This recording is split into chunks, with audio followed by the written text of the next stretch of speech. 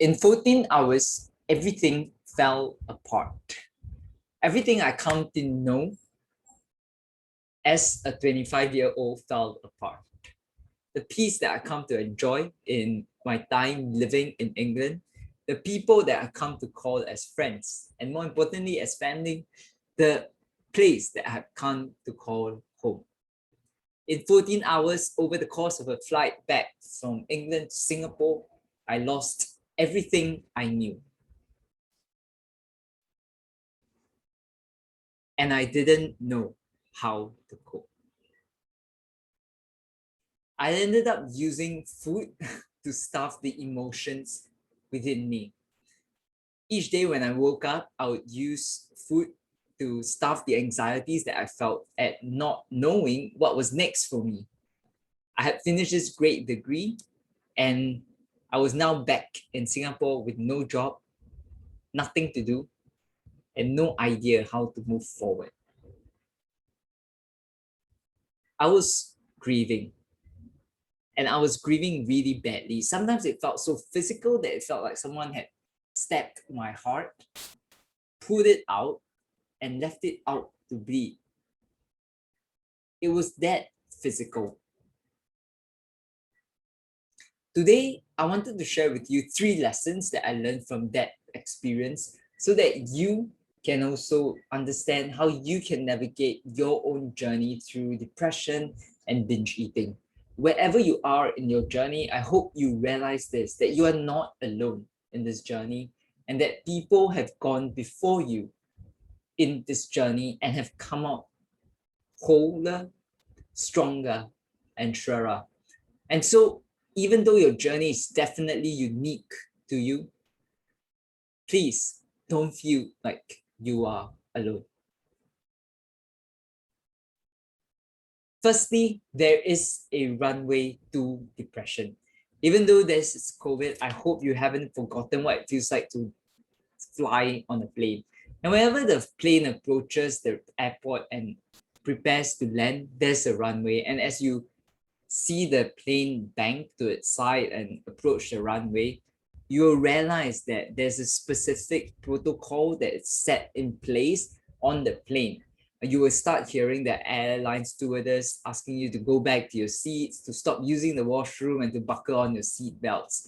And all these checks help you to realize that, okay, we are approaching a runway and we are approaching landing. Similarly, in depression and binge eating, there is a definite runway where you will begin to recognize things happening. Your mood might be falling and traditional support systems that you used to have would have failed. It seems like everything is changing and you can begin to sense it in the air. It's like seasons. You realize that the leaves are falling. You realize that this weather is turning colder. You'll realize that the animals are disappearing. And just like a runway, there is definite wisdom in recognizing that runway. For me, that happened as I was beginning to say goodbye to the friends and the people that hosted me over the years in England. And it also came about as I began to ask existential questions on my therapist. I asked her, what's the meaning of life? Why am I doing this? What's the point of working so hard? And somewhat funnily, I started to realize that she fell asleep during these conversations that we had. And this is not to say that she was horrible, but that my conversations with her were becoming repetitive and that they were no longer yielding the effects or the changes that I wanted. And so recognizing that is the first step to realizing what to do next. Because secondly, nothingness is a definite recipe for failure. When I came back from England to Singapore, there was nothing in store for me. I had no idea what I was going to do, no job, no definite structure in place. And so I started waking up every single morning filled with a sense of dread and anxiety over how to get a job. And as nebulous and complex as this sounds, there are certain things that I can do, but not wanting to deal with those complex emotions. I started eating everything I could find. I'll eat entire loaves of bread with jam and peanut butter. I'll eat entire packets of biscuits. I'll eat whole chocolate bars. Because binge eating is very tempting. You know that the next chocolate bar is going to give you a definite dopamine rush and high. And it felt sometimes like a mini cyclone had just gone through the house. And somewhat secretly, I would start taking my sister's food.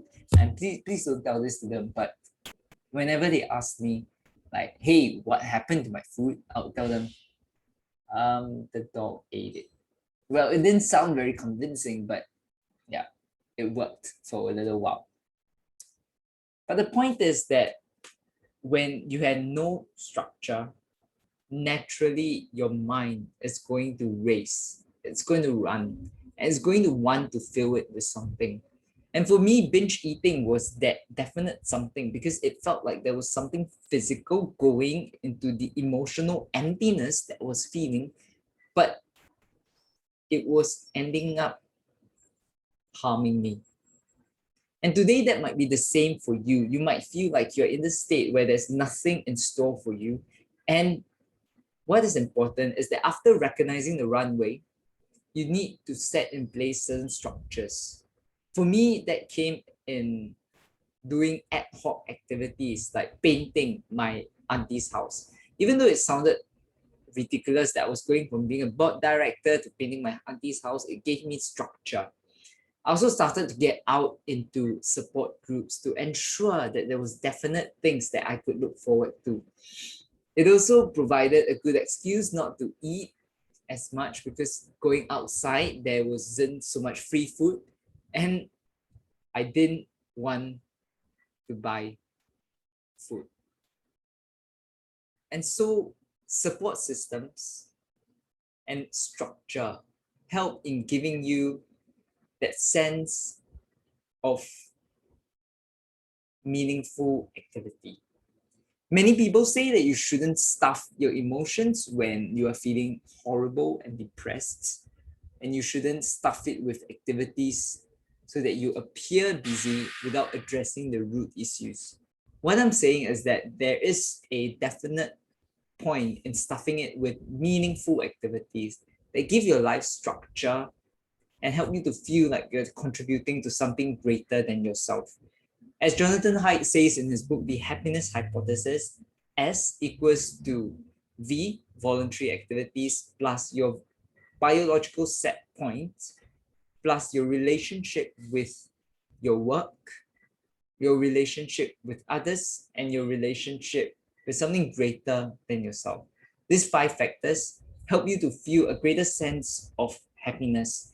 And so wherever you are in your journey right now, look at how you can add in activities that you love, support systems that might help, and most importantly, structure so that you will be able to find greater meaning in moving from activity to activity rather than moving from food to food.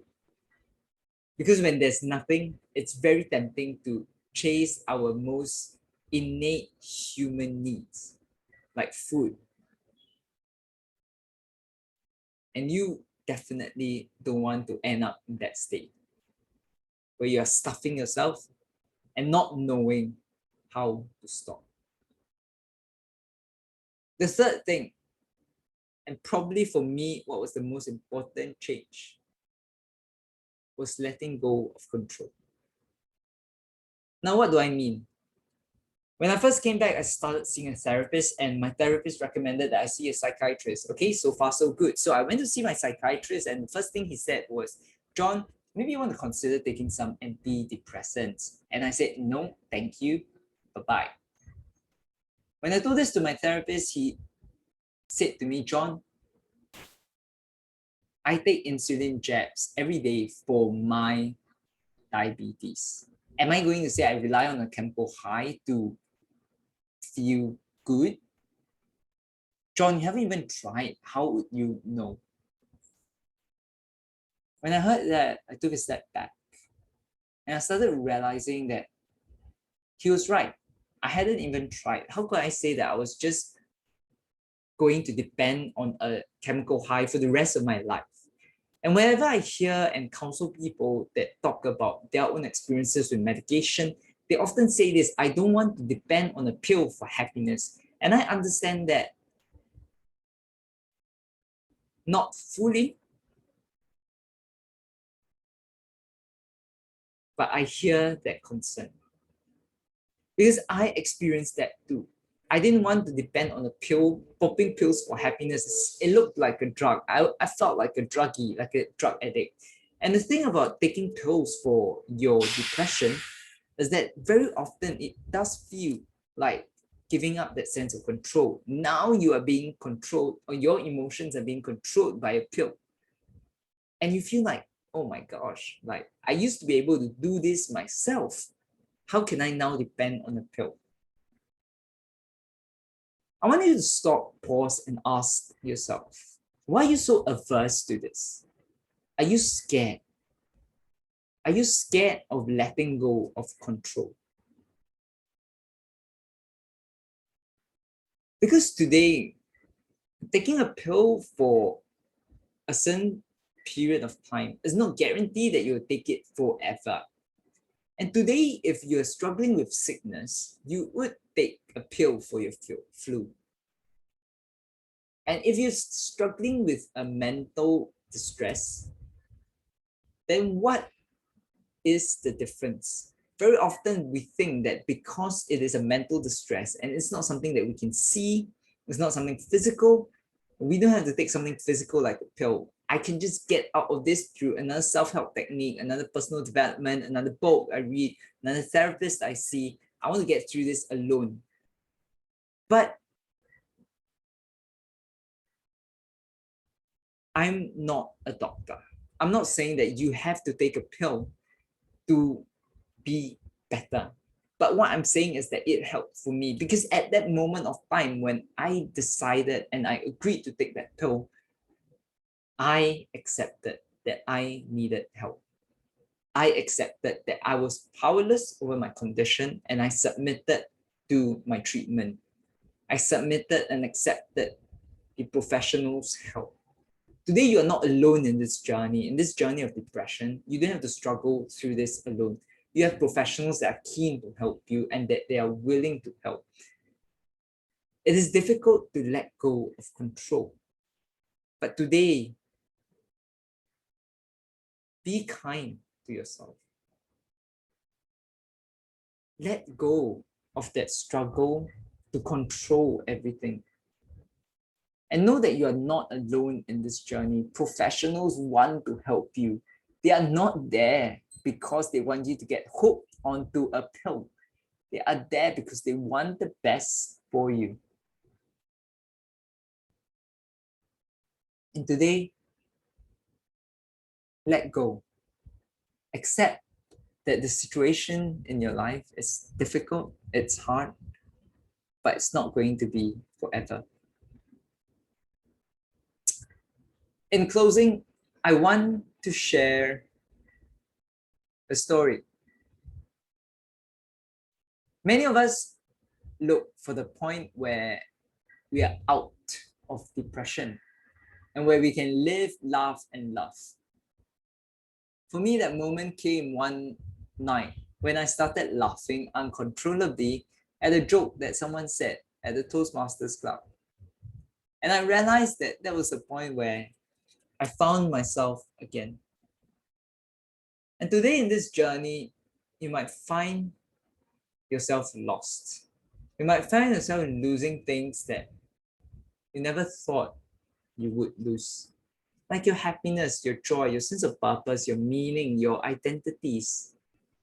And whatever you are losing, realize that just like a phoenix rises out of ashes, you'll rise from this stronger.